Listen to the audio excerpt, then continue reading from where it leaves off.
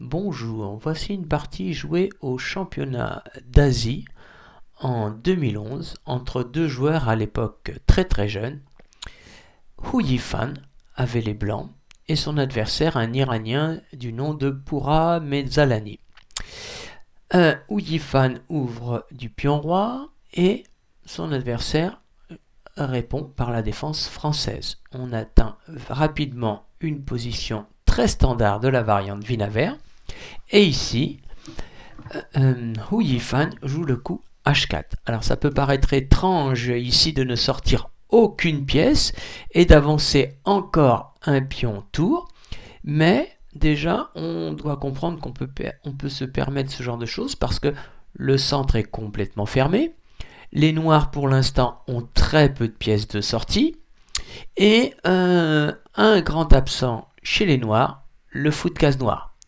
Donc le but pour les blancs ici serait d'aller amener le pion H jusqu'en H6 et ensuite envahir avec les pièces toutes les cases noires, G6, F6. Voilà. Les noirs, eux, jouent pour le développement. Ils jouent le coup Dame C7 qui est un coup multifonction. Si on a des attaques sur l'aile roi, eh bien la dame peut défendre la 7e rangée de façon horizontale, elle vise le pion E5, mais surtout, à la première occasion, la dame va essayer de faire un échec en C3. Alors, pourquoi les blancs attaqueraient-ils l'aile roi? Il y a une raison très simple, c'est-à-dire qu'un des très bons défenseurs, le fou de case noire, a été échangé. Les noirs ont fait cet échange qui leur paraît défavorable parce que ils ont détérioré la structure des pions des blancs. Ils ont fait des pions doublés sur la colonne C qui sont vulnérables. Et il y a des possibilités d'attaque aussi grâce à la présence du pion E5 qui empêche le cavalier F6 d'occuper sa case naturelle où il défend très bien le roc. Alors, après le coup Dame C7, Hu Yifan a joué le modeste fou D2, se disant qu'elle va, dans tous les cas, foncer sur l'aile roi, et elle veut simplement éviter le danger de l'échec en C3. Alors, cette variante est aujourd'hui très à la mode, notamment après la très belle victoire de Maxime Vacher-Lagrave, qui avait joué un petit peu plus puissamment en jouant le coup H5. Dans ce cas-là, très important, les noirs doivent arrêter le pion H. On ne peut pas permettre au pion blanc d'arriver jusqu'en H6 où toutes les cases noires seraient très affaiblies dans ce secteur.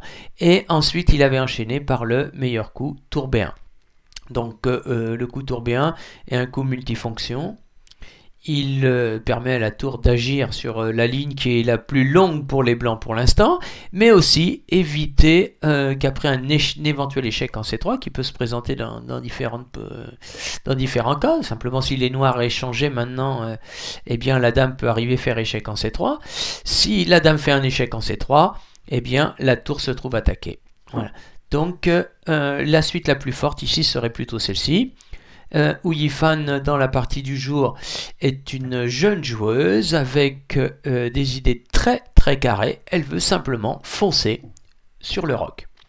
Donc après fou D2, eh bien les noirs entreprennent cette manœuvre qui existe dans toute une série de positions où le centre est bloqué comme ça, où le joueur ici qui a les noirs a un fou qui est enfermé par ses propres pions, et donc les noirs souhaitent échanger ce fou contre le fou F1 qui lui en revanche est une pièce d'attaque puissante. Hein, c'est ce fou qui souvent va viser les points sensibles H7 et même parfois F7 côté roi. Hein. Donc fou B6, l'idée fou A6, échanger le fou puissant. Hu Yifan poursuit son plan en avançant le pion H, évidemment, comme je l'ai dit précédemment pour la variante qu'avait joué MVL, il faut absolument pour les noirs jouer H6. On ne peut pas permettre au pion d'arriver en H6. Alors, maintenant, immédiatement, il y a un danger contre le pion G7. Alors, comment réagir ici? Évidemment, faire le petit roc est totalement exclu parce que les blancs ont la très forte réplique fou prend H6 avec une menace de mat en G7 qui rapporte immédiatement du matériel. Donc, ici, le joueur iranien a joué cavalier F5. Maintenant, on se développe, on joue fou D3. La menace, c'est simplement éliminer le cavalier, puis la dame va manger le pion G7. Alors, comment se défendre? Eh bien, si on joue un coup comme tour G8 ou roi F8, les blancs auraient simplement une très bonne partie parce que les noirs vont avoir beaucoup de difficultés à mettre surtout les tours en communication. Donc la réponse ici des noirs, ça a été petit roc. Alors sur un coup comme prise du pion du cavalier en F5, le pion reprend, attaque la dame. La dame peut-être essaye de garder un œil sur le roi et on menace donc fou H6. Mais si on a simplement quitté le vis-à-vis avec le roi, eh bien maintenant les noirs ont une très bonne partie. Ils peuvent par exemple faire exploser le centre. J'avais regardé comme suite peut-être simplement cavalier C6 et utiliser l'affaiblissement de la colonne C. Alors le plan d'Ouyifan était différent. Elle a joué dame H3. Son idée c'est envoyer une marée de pions pour ouvrir à tout prix l'aile roi. Donc il faut réagir très vite. Donc ça c'est une phrase absolument que se doit de connaître tout joueur d'échecs. Attaque à l'aile, réaction au centre. Ça signifie que la circulation des pièces au milieu de l'échiquier est de première importance. Et quand il y a une action sur un bord de l'échiquier, que ce soit côté roi ou côté dame, le fait d'ouvrir le centre va donner beaucoup de possibilités aux pièces défensives et va donner au minimum beaucoup de contre-jeux. Donc Ouyifan lance bien sûr son attaque sans reculer. Le pion prend en D2. Maintenant, on ne peut pas se permettre d'échanger ce cavalier F5 parce qu'après C prend D2, échec, roi prend D2. Eh bien, le roi blanc est simplement beaucoup plus exposé que le roi noir. Et les blancs auraient une très mauvaise partie. Par exemple, E prend F5, simplement, fou prend F5. Et là, j'avais trouvé comme manœuvre cavalier A6. Et on s'aperçoit que très vite, le cavalier va avoir une case formidable en E4, en passant par exemple par C5. Donc Ouyifan a simplement enlevé le fou. Donc déjà un petit bilan. On voit qu'il y a une marée, une attaque sauvage qui se prépare contre le petit roc, mais les blancs ont maintenant 2 pions de retard. Ça commence à faire beaucoup. Le cavalier est attaqué, il doit partir. Au milieu de l'échiquier, c'est la meilleure possibilité, bien sûr. Et Ouyifan va directement G5. Elle menace simplement de gagner le pion en H6 et de déshabiller ainsi complètement le roi noir. On est obligé de prendre pratiquement, oui. Et maintenant, je vous invite à réfléchir un petit peu et poursuivre l'attaque contre le roi noir. Alors, petit détail important, on se retrouve provisoirement avec 3 pions de retard, et pour l'instant, le fou en F4 est en danger. Mais Ouyifan ne va pas bouger son fou. Alors, je vous invite à mettre la pause, et j'espère que vous avez été nombreux à trouver le très fort H6. Aïe aïe aïe, que faire après le coup H6? Alors, hors de question de manger le fou. Il y a mat en 3 coups. Vous pouvez chercher à nouveau, mettre la pause et fou H7 échec. Si le roi prend, il y a mat. Si le roi ne prend pas, on prendra G7 avec échec et ça reviendra au même. Roi prend H7, H prend G7, échec à la découverte, et Dame G4, c'est déjà échec et mat. Si le roi avait mangé le pion, c'était le même mat. Si le roi avait reculé sur G8, c'était le mat en H8. Donc, hors de question de manger. Alors, comment se défendre? Eh bien, G6 est simplement obligatoire. H7 échec, donnant le champ le plus long possible aux pièces lourdes sur la colonne H. Les noirs sont évidemment obligés de bouger le pion. Et maintenant, fou prend G5 avec la menace très simple. Fou F6, échec et mat. Alors, ici, on va s'arrêter et on va essayer d'organiser notre pensée.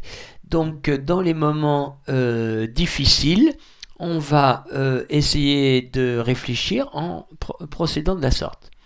Je ne vais pas calculer un coup, chercher un coup, commencer à calculer une variante, aller à un deuxième coup. Si je veux bien réfléchir, bien analyser, je vais devoir faire comme ceci. D'abord, la liste des coups candidats.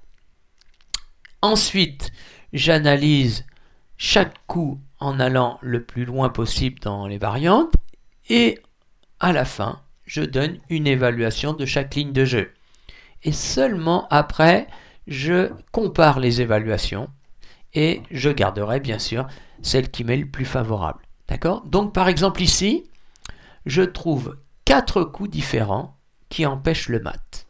Alors, je vous invite à mettre la pause et à chercher un petit peu. Alors, on va les voir rapidement. On peut évidemment jouer le coup F6. Comme ça, si le fou prend F6 avec échec, il n'y a pas de mat parce que la tour peut prendre F6. Il y a le coup cavalier D7, qui est un coup de développement et qui contrôle la case F6. Le fou prend F6, il sera pris. Il y a le coup F5 à examiner.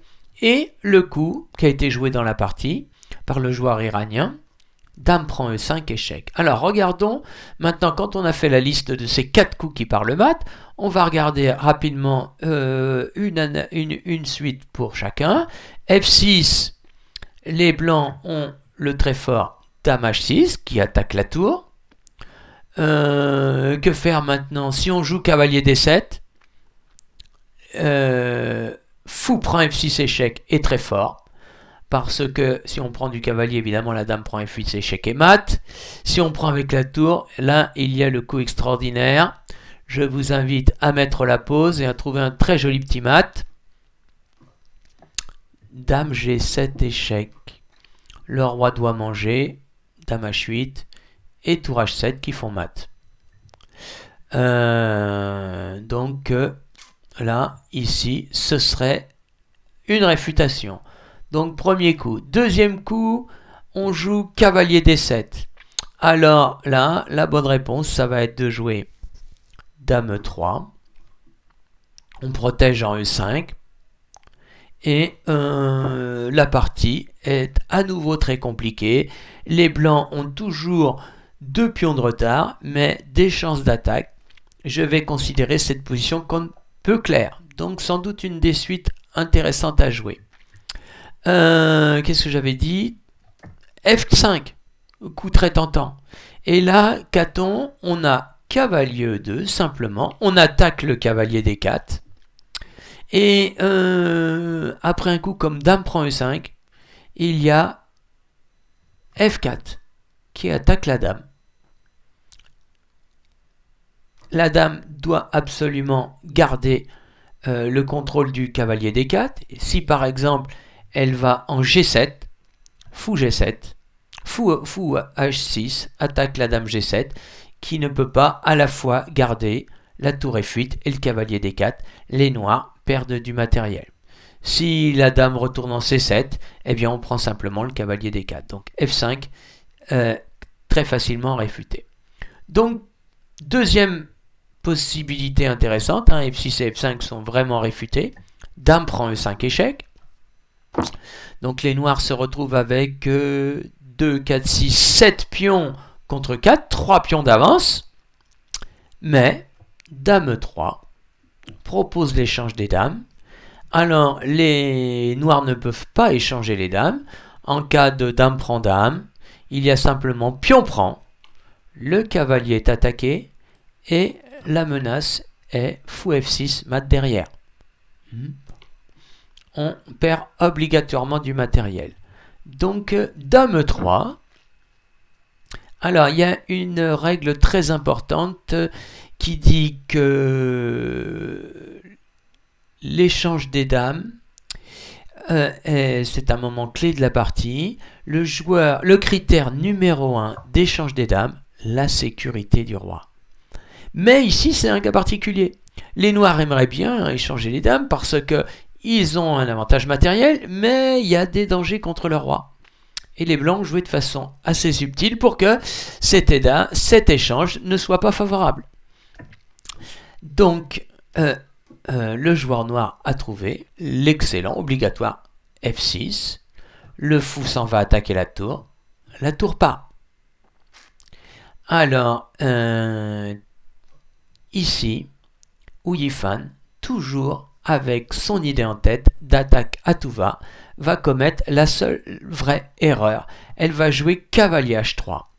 En fait, malgré son retard de matériel, la position restait assez compliquée si elle faisait échange des dames, suivi de grand roc.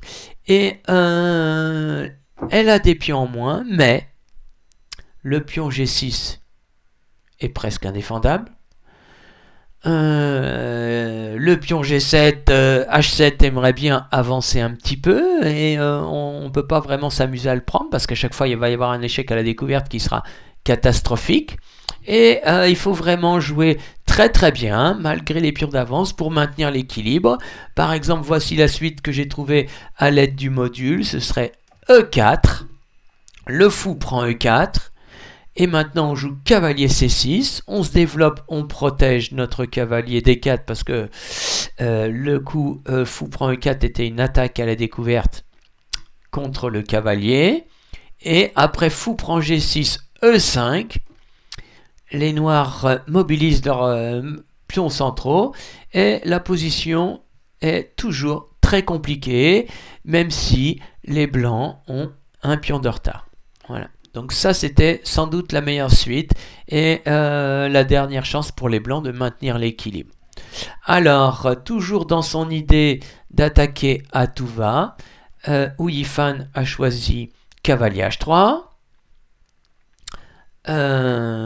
Évidemment, on se précipite pour échanger le fou. C'était une idée déjà qui était en l'air depuis un moment et je vous le disais tout à l'heure, ce fou est une des pièces d'attaque les plus importantes.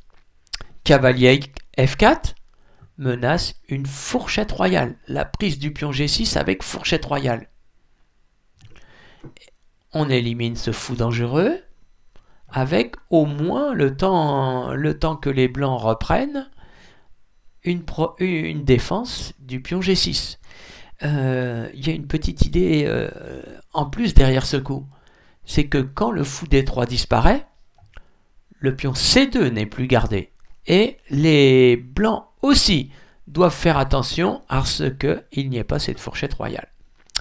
Donc, Ouyifan a pris en D3 et le roi a pris H7. Donc ça, c'est vraiment un coup assez extraordinaire.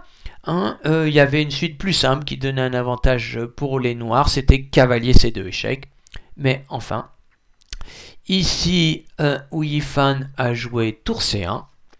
Elle a attaqué le pion C3, placé sa tour sur cette ligne importante, et en même temps, elle veut empêcher la fourchette royale, bien sûr. Alors, il y avait une suite assez dingue à regarder. C'était faire échec à la découverte en F8 avec le fou. Le roi aurait été pratiquement obligé d'aller sur la case H8, G8, tour H8 échec. Je fais cadeau de ma tour pour attirer le roi sur une case où il y aura une fourchette royale. Et après cavalier prend G6, je suis tout content d'avoir pris la dame noire. Mais bien sûr, les blancs vont reperdre la dame qu'ils ont gagnée avec une position complètement perdante, des pions en moins, les pièces E5 et F8 en prise. ça ne marche pas du tout pour les blancs. Alors, donc, a été joué donc, tour C1. Les noirs se développent. Enfin, ils mettent leur tour en communication. À nouveau, le coup fou et fuite échec ne marche pas. Parce que tour H8, roi prend H8, cavalier prend G6. Alors dans ce cas-là, ça va être beaucoup plus compliqué. Le roi doit venir en G8, on récupère la dame et là, mince, les noirs n'ont plus leur fourchette royale. Donc ils doivent reprendre en E5. Alors, petite subtilité, les deux cavaliers se défendent par un autre échec, celui-ci en F3. Et le fou est attaqué, il doit partir par exemple en B4. Et là, qu'est-ce qu'on voit? On voit que sur l'échiquier, on a une tour, 3 pions et un cavalier en échange de la dame. Et même si le pion C3 risque de mourir très vite, par exemple après le très fort roi F7, les tours noirs vont venir créer des dangers très rapidement sur les colonnes G ou H. Et cette position, quoique très compliquée encore, est très très favorable aux noirs. Voilà, donc voilà, sans arrêt des thèmes de gain de dame de part et d'autre. Ce coup-ci, les blancs auraient pu rester avec une dame en plus, mais ils n'obtenaient aucun avantage, bien au contraire. Alors, au lieu de ça, les blancs ont joué le coup naturel, tour prend C3. Ils échangent, ils mangent ce pion et ils évitent l'échec en C2 toujours. Et là, simplement, tour C8. Tour C8, on met la colonne ouverte à double circulation. Et si les blancs font tour prend C8, on fait tour prend C8, et là je m'aperçois que toutes les pièces blanches sont en équilibre instable. L'échec à la découverte du fou H6 ne donne rien.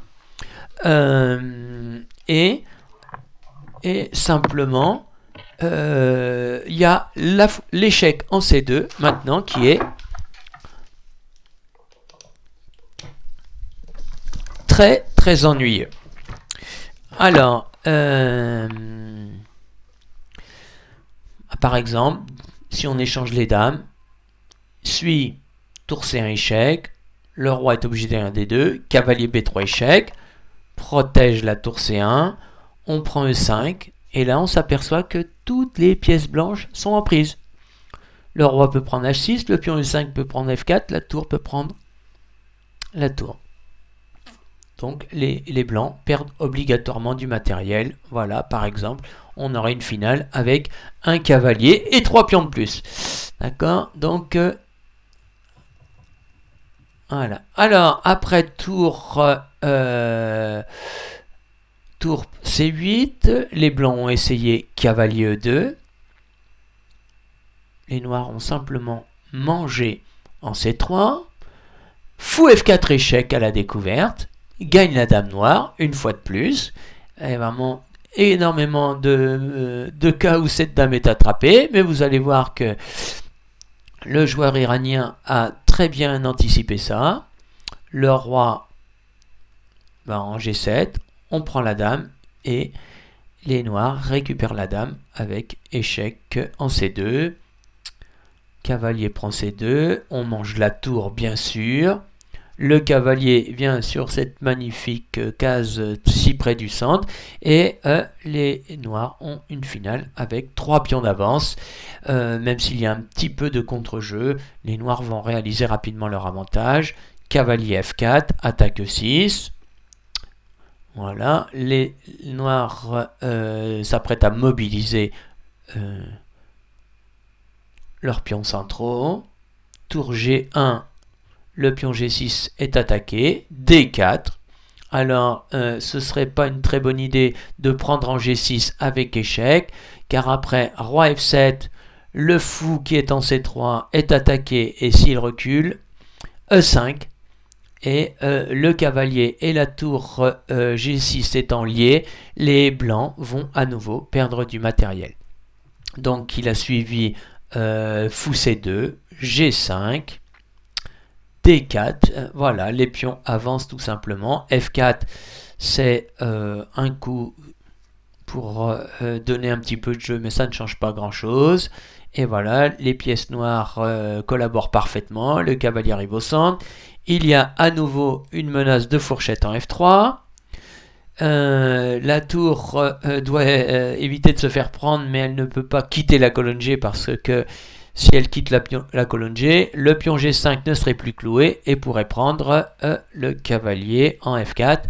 Suit cavalier F3 échec et après roi C1, tour E1 échec suivi d'abandon. En effet, tour E1 échec, si le roi va en C2, ce qui est obligatoire, eh bien suit cavalier E3 échec. Et on perd encore du matériel. Alors, qu'est-ce qu'on peut faire après cavalier E3 échec? Roi B3, cavalier prend G2, cavalier prend G2. On a une qualité, 3 pions de retard et tour E2. Et le cavalier G2 n'a plus de cases. Voilà. Donc, c'est une très belle partie avec plein d'éléments tactiques très intéressants. Et la défense qui a triomphé. Je vous remercie d'avoir suivi cette partie, j'espère que vous l'avez appréciée et à bientôt pour une nouvelle vidéo.